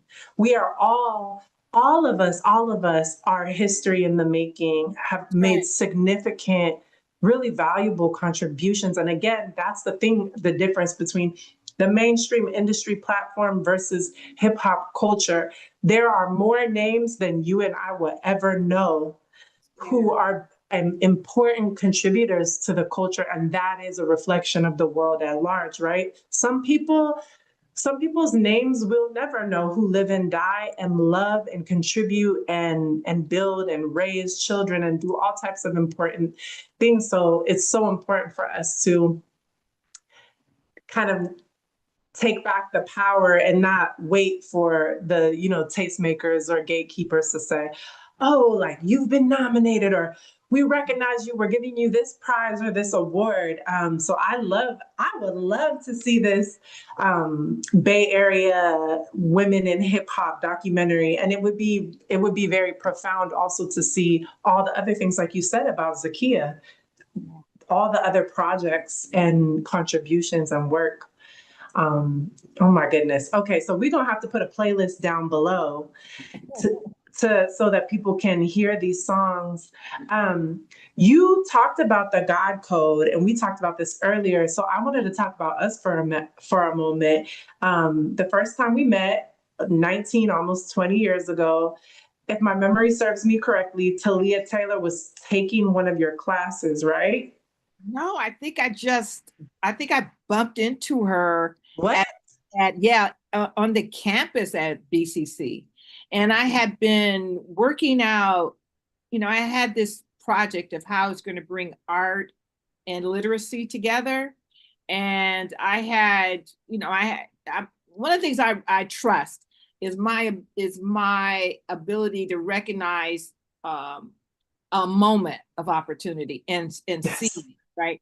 So I had brought in a number of literary writers that the students had read, and then those writers had come into the space, and then they the students got to speak directly with those artists, and that was also to have the students understand that writing is an entrepreneurial skill they can develop if they decided to, and to talk about their own particular personal experiences. And I think I saw Talia I think it was in the building. I think she may have been taking a class there, and somebody had introduced me to her, I believe, like a while back ago. So I remembered her, and so I had asked her if she would be willing to come into the space and bring folks and just do poetry, and then see how the students respond to it and talk about it, engage with it. And then you guys coming into that space sparked a student to just do something off of his dome. Yes. It was amazing. It was so amazing. So yeah, I just saw Sister Talia, and she agreed to come into the space, and then that's how I met you as well. So that is so incredible, because I didn't know that. I thought she was taking a class. no. And I just remember she, at the time, Dominique Jones and I were also doing work together as a duo that we called Coco Neek. That's right, sister. Yeah, yes. And I remember there was a song that myself and Sandman had remixed, made like a Sandman from the Attic Crew in Oakland. And he at the time was a major mentor and like a brother of mine. And we had a song. I was obsessed with Sam Cooke and Otis Redding's version of the Chain Gang. And so we like had remixed it. And then so when Dom Jones and I came together, we made it another remix. And I remember, I think the song that we performed was called, I think it was like some type of remix That's the sound of the queens. Coco Nika so clean, clean. I feel like that there was like some, right? And I Right. don't know Oh, the you rap are verses or the singing or anything. the positive history here. Wow. Yeah, so powerful. And then fast forward to 2020 during the pandemic, the national uprising, sheltering in place, you know, and I think it was September, I actually went back through my messages. I was like, where was that message when Karen reached out to me? Because we're always liking each other's videos and sharing videos. And I saw it, I found it today, September 17th, 2020. You wrote, I think I had missed the submission date for the Black Woman is God. And I was like, I'm so sorry. I've been working at this climate organization. That's when I was working with Youth versus Apocalypse. And I created that hip hop and climate justice department. And I was just like in over my head. I was like, I'm sorry, I missed it. And you were like, this is what you wrote. Stay close because I have been thinking of you for a project with the Black Woman is God. And September, October, November, 2 months later, November 22nd, we released God Code. Really? It was only 2 months. Because Karen, like that experience, it felt like it was like months and months, like 6 months to a year. Yes, right?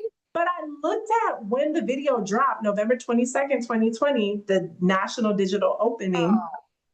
And when you sent me that text, literally 2 months and like 4 days apart, which also speaks to the level of relationships, professionalism, creativity, and curation to be able to take that from, one place to another. But I want to say that this project was so special because it definitely transformed me, because it wasn't just about music for me. It was about community collaboration and storytelling. At the time, we were like very isolated, sheltering place. I don't think I had like been out of my little bubble of where I lived, my apartment with my roommates and like the couple people that I could see from a distance. And I remember it being really healing to come together and be able to create music, because I was developing this department and mentoring young people and using hip hop as a tool for liberation, and communication of ideas within the climate movement and that realm with Youth versus Apocalypse. But I wasn't really working on my own music. So I remember it just being such an amazing opportunity. But I'm like curious, do you have time for us to show God Code? Please show it. I Okay. love that video. And it just doesn't get seen enough. No, it really doesn't. And the other thing that was powerful too is I had this when Oluwatoyin was murdered. I was grief stricken, like couldn't get out of bed, and I was like, okay, we have to make a song about it. So I reached out to Oakland producer Sarvi Child, and I was like, can you this is her last speech at a movement gathering. It was like a protest or something where she spoke out against, anti-Black racism, against systemic oppression. And I was like, can you take this speech and make a beat? And then he made a beat, but every time I went to write to it, I was just like, I can't even process it. And so then when we came together for God Code, this was one of the beats that I offered up to the group. And so what you were saying about the collective versus the individual, it was like I alone, I couldn't, sometimes I get a beat and immediately I'm like writing, creating, boom, it's done. And then sometimes it's not moving and you have to ask the beat, or you have to ask the moment or the inspiration, like, what do you need? This isn't about me, right? And so, of course, all the women in the group were like, oh my God, I love this. And a version of it ended up being on that project. But I'll say one last thing before we see the video, which is that video was life-changing for me, because that was the threshold where I realized that I was a record producer, that I wasn't just an MC or a songwriter or a singer. Yeah. And it was the moment where I was like, wait, this whole time I've been producing my projects, but because I was a young Black woman, no one ever said, oh, you're a producer, or you're an executive music producer. Right. You executive produced this project. But that was the moment where it all came together, and also a very like full circle moment for me after going away to study audio engineering and coming back and being in the studio at Zoo Labs. Yeah. And something happened with the engineer. The engineer canceled or something at the last minute. We were sitting in the studio, and Talia Taylor, once again, she was like, Coco knows how to engineer. And I was like, And so during that process, and I think Madeline said it too, like, yeah. And then Ryan's like, yeah, Coco. And so I ended up engineering the track. And it was such a powerful moment, because sometimes when you're surrounded by your creative community, it lifts you up into a place where you feel like, oh, I'm not good enough yet. I don't know. So that was a moment where I got to see like, wow, I have this beat, and then I know this producer and this, and I can kind of envision this, but in service to something much bigger than myself. And so I want to thank you. I've never told you that, but it was also something that I felt proud of. Like for a long time, I had it on my website, like, this is a song that I got to, or a piece that I got to executive music produce. But the thing is that what people don't understand that's so potent about your platform, about the movement, about the Black woman is God, is exactly what you're saying. For me as a Black woman, I was never given the opportunity to produce. No one ever asked me to, even though I had all the skill sets, right, and had been doing it. No one ever called the work or the labor or the by its name. And so the Black woman is God is very much like that for a lot of us, where it's like you've been shrinking, or you've been hiding, or you didn't even acknowledge your gift. And now you have this platform. And like you said, suddenly there's an affirmation of like, wait, I can do this. Like, I really am, So I just wanted to say thank you so much, because it straightened up my spine. I felt like I could walk around with my head up and my shoulders back after that, to get the opportunity to be involved in a piece like that. And Renee Moncada just shut it down. I've never worked with anyone who worked like that. And the beauty and the creativity, her having us hop on and off of AC transit buses and filming. It was such a gift, like such a blessing. And I feel like I can't understate or overstate enough how important it is for Black women, young Black women, to have these opportunities, because a lot of times it's not that we're not capable, it's that people aren't giving us the opportunities to learn or to try something, or so. Yeah. I want to thank Ayanna Ivory, who introduced me to Renee, because without Renee, so much of that year would not have happened. And Ayanna Ivory was one of the creators and supporters and fundamental components to uplift the Black woman as God for about 10 years, as well as Idris Hassan. Both those women were essential to the production of the Black woman's God. So I want to thank them both, but particularly in this case, Ayanna, for introducing Renee. Yes. Yes. Oh, okay. So now, y'all, we're almost wrapped up, but before we go, okay, this is like, I'm not gonna say nothing else. Y'all just gonna see. I will play the whole thing. Yes. Yes. Oh my gosh. Okay, so let's see. Advanced screens. Okay, here we go.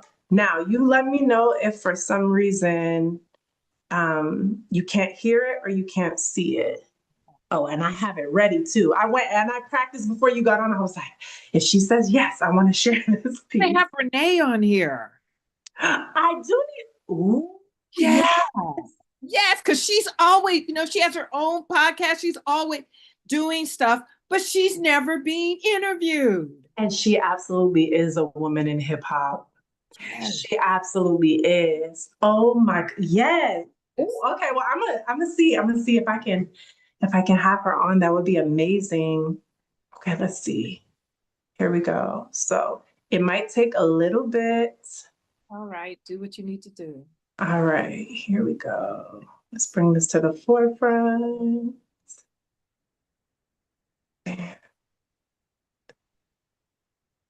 Okay. And now, can you see it?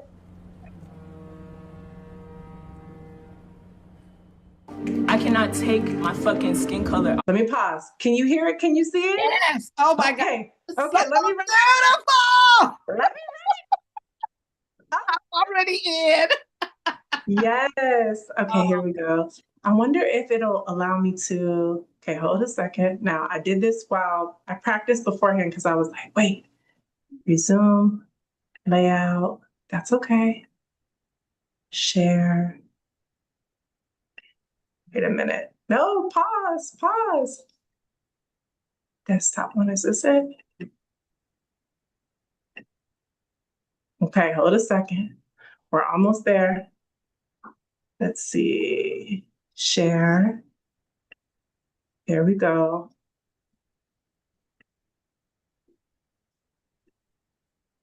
And share. Boom. Okay. And resume. I'm gonna get it right. I know I am. I figured it out. Okay, then we have to escape.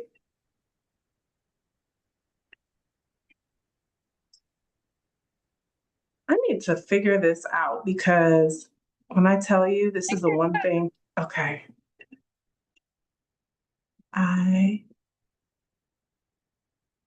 me move this. Y'all, when I tell you it's so worth it. So let's see, share. And if I can't do it on the big screen, I'm gonna do it in a different way. Share, boom. Well, I think I'm gonna just do it this way. Okay, here we go. Ready?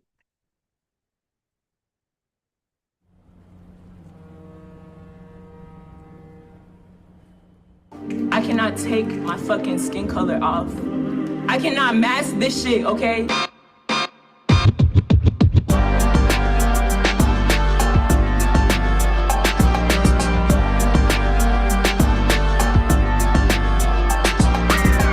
I was hella God. Hallelujah to the Holy One. Helen from Oakland to the Cote d'Ivoire. I be gone to Abidjan, airborne in a Savon. Husband in the finest linen, son enrolled in Sorbonne. This black exquisiteness, limitless, infinite, and omnipotent. Why the sick and sidle up, try to siphon magnificence. Ain't tripping them, no, I'm on my God code. Manifesting that we thrive, y'all beyond survival. I dodge fakes, thinking these shits, no live rounds. I hope in bad mind get found. I get frowned upon, cause I'm black and gifted. Find your wound and kiss it. Hit you with that natural mystic. Big up mystic. Talk about the struggle, I done lived it. Might get burned at the stake. Birds hate, cause I spit like the greats. These condoms acting strange. Too short to box of God's holy lane. Running with us with these souls in the demolition. Time is running out and I ain't got time for your propositions. You love the sight of me serving you? Fix your vision. It's gotta be equal if we taking down this capitalism. Tell your mayor you can't mask the public moving hostile. Tell your granny get them prayers activated pronto. Keep kicking me in the womb if you want to watch your step when I multiply this formula, don't hunt. Breonna Taylor for Toya, this for Sandra, Sister Betty, Sister Maya, Sister Angela, Justice for Uwa, Megan and Tina. Every sister, my sister like Venus and Serena. That's a God call, God flow, God body, God soul. Can't touch it, own it, no. White supremacy, keep trying to try me, try us, so they shoot puff, hanging tires. When the haters get cooked out here, we get the shouting about how much we love ourselves and then forget about it. Glitter glows from the bottom of our lips. We got the moon dancing in the curve of our hips. Metaphors from the feminine I spit. I tickle pistols and make them laugh at skeptics. So don't test me. So don't test us. Nah, can't nobody silence me.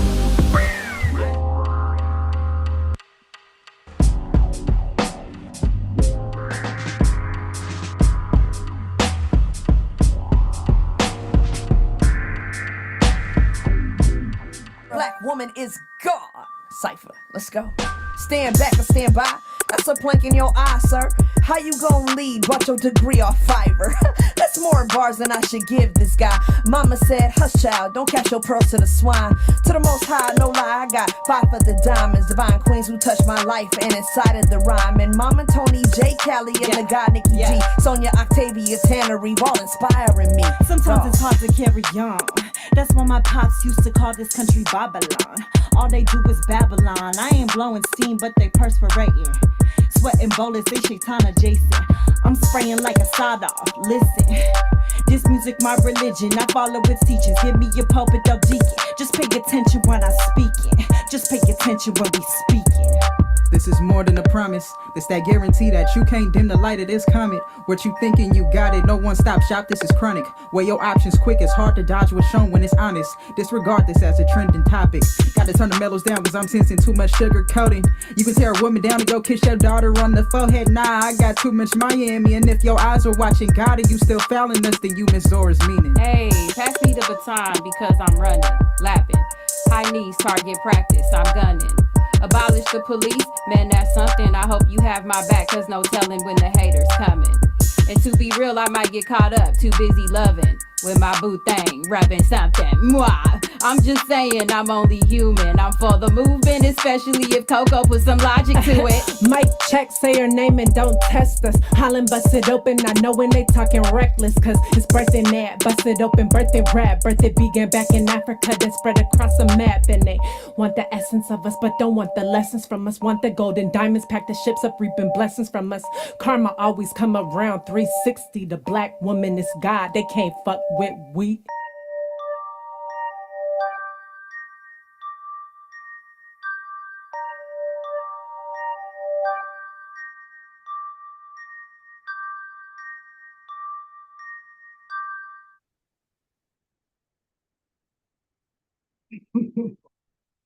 Ooh, wow. My goodness, that was 5 years ago. That was major work. Yeah.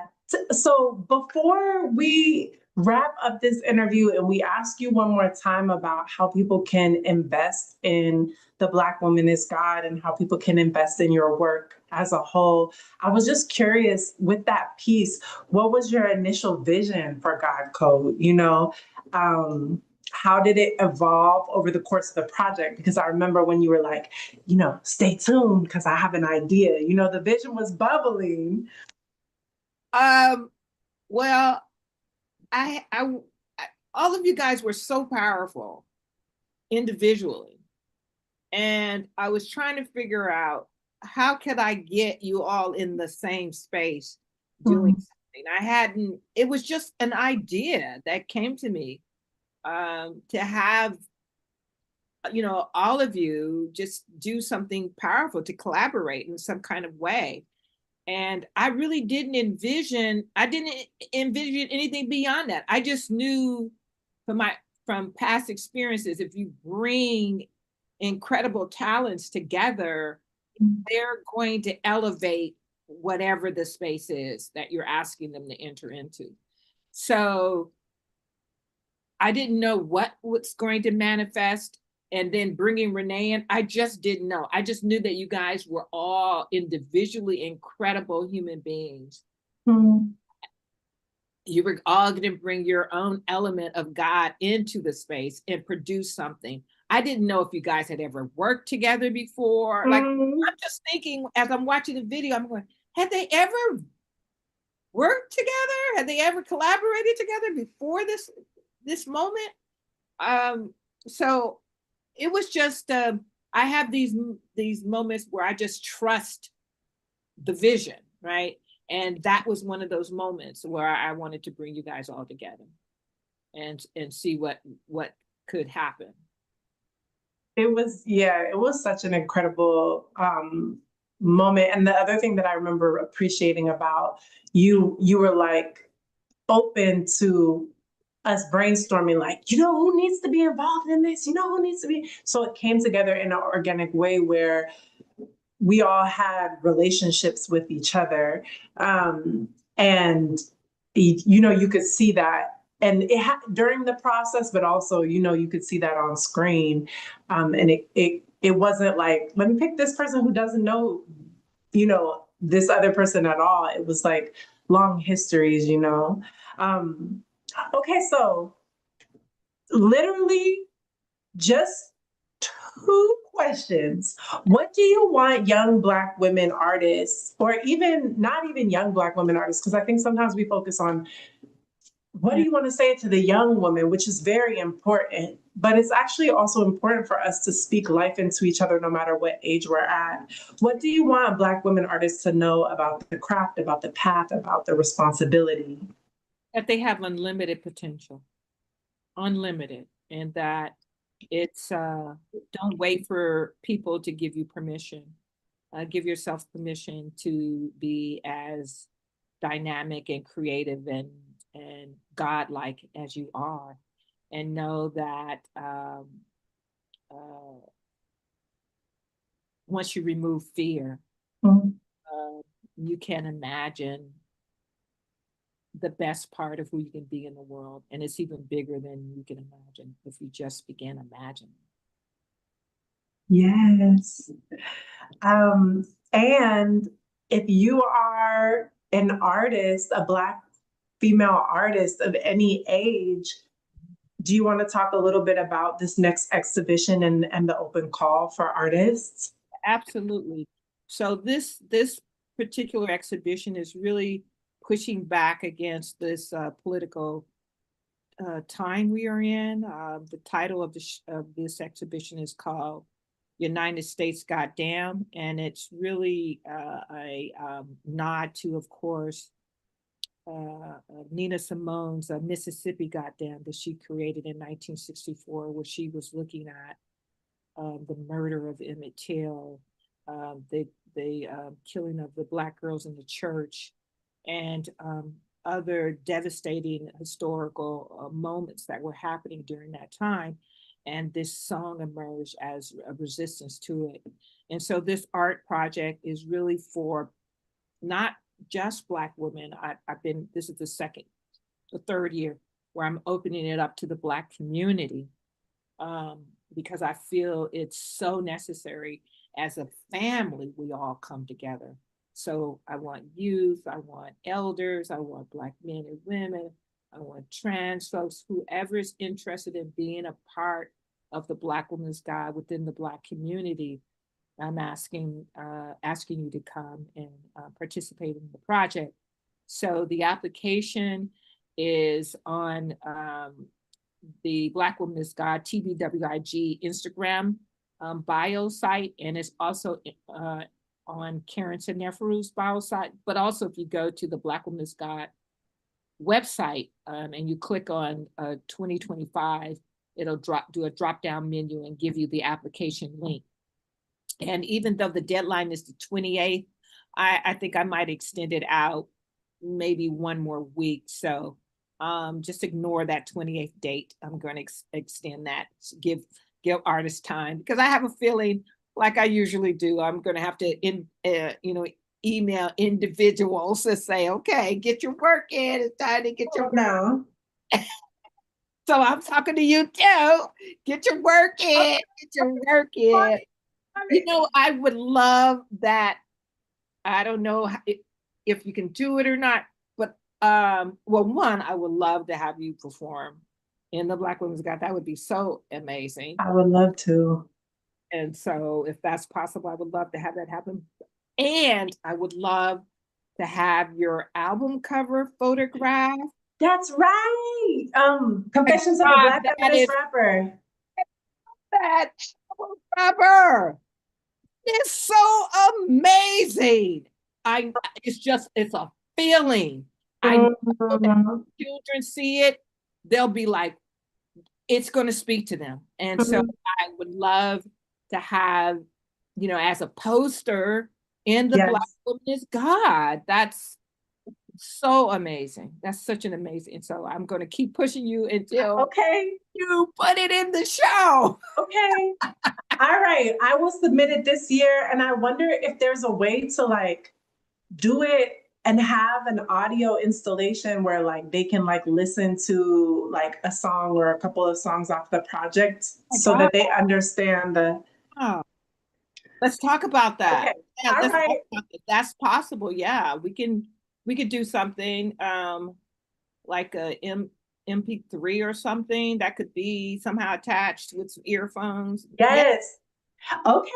And now I didn't really know anything about prints, but now I have this piece. The latest piece is called The Print. Yeah. And this one This is actually, I forwarded China Brown. I'm talking to you. I forwarded this to China Brown, who created this piece. And I was like, you need to submit to the Black Woman in Scott. She has all different types of pieces, but she designed this. And this is the print that has like my latest song on it. So now I know a little bit more about how to create like physical prints of the art. So I mean, yes, that's okay, so now you're bringing up something else for me. Like, soon as I saw it, I was like, oh, you could have a couple of those. You could sell those as posters. Because I'm going to make sure that we have upstairs, because, you know, we have 2 floors in the gallery. So last year we didn't get a chance to have artists sell their wares up. So we're going to do that this year. So that's a possibility. Like, you could have little posters, you could have your here, you could, so. And the opening is in January? December 20th. That's like right around the corner. Yeah, it is. But it, in terms of like, looking at the work, sending out acceptance letters, Okay. and putting the work up, that's quite a bit of time for us. I might be in the Bay Area in December. Hey, let's see that would be wonderful. Oh my goodness. Okay, so we will also make sure to link the application down below. It may take us 24 to 48 hours because still building the team and figuring that out. But we'll link that down. I'll make sure it's up there by tomorrow morning Pacific time so that people can go straight to the link down below. And of course, we'll maybe I'll add it in my bio or on my link tree so that when people see the promotional reels for this interview, they can also just go in there. The very last question is, how can folks support your work? Because I want to see folks pouring into your work as a multimedia artist. I want you to be getting well-resourced as well. Oh, thank you for that. I really appreciate that. It's hard for me to figure that part out yet, because I'm so invested in getting the Black Woman is God up for this year. And so for me, I'm producing work now to showcase it. So I would just say, come and see it. And if you like it, purchase it. Yes. But also come and see the other artists who will be there. We probably will have about 50 artists in the show. I'm sure at least 50 artists. We're not trying to do like we did last year. We had over 160 pieces of art, which, when I think about it, was just about as much work as we had in Soma Art. So that was crazy. But yeah, so we're going to have about 50, and then artists can have one piece each, and they can be up to 5 by 5. Okay. So we want to see large pieces. We want the world to know that Black people do artwork big. Yes, I love it. Okay, so I'm just gonna say the way to support Karen Seneferu right now is to either send her that 5 million or connect her to that 5 million so that she can then delegate these different pieces of work, free up her time so that she can focus a little bit more on her own creative practice. Okay. Serious inquiries only. Yeah. And if they want to get in touch with you, the best way is there an email, or is it through the Black Woman is God website? Is it through your Instagram link? Where is it? Yeah, so if you go to my Instagram link, it'll connect you through to my email, which is Linktree. And then if you go to the website, you'll connect to my email. Or if you just put in Karen Seneferu email in Google, it will pop up. Yes. Karen Seneferu, thank you for reminding us that Black women are world builders, that art is a sacred technology of our ancestors, and that honoring our creativity is an act of liberation. To everyone watching, invest, share, study this woman and her movement and this legacy. This is what legacy looks like in real time. Thank you so much for being generous with your time. Thank you so much for your kind words, Coco. I am so honored to be on this platform with you, and I wish you all that you want to achieve in your life, all that you are dreaming of. I wanted to manifest for you, and forth the growth and love and beauty that you always bring tenfold. Ashe. I received that. Oh my goodness. Thank you so much. Thank you. Okay, y'all already know what time it is. Okay, let me stop.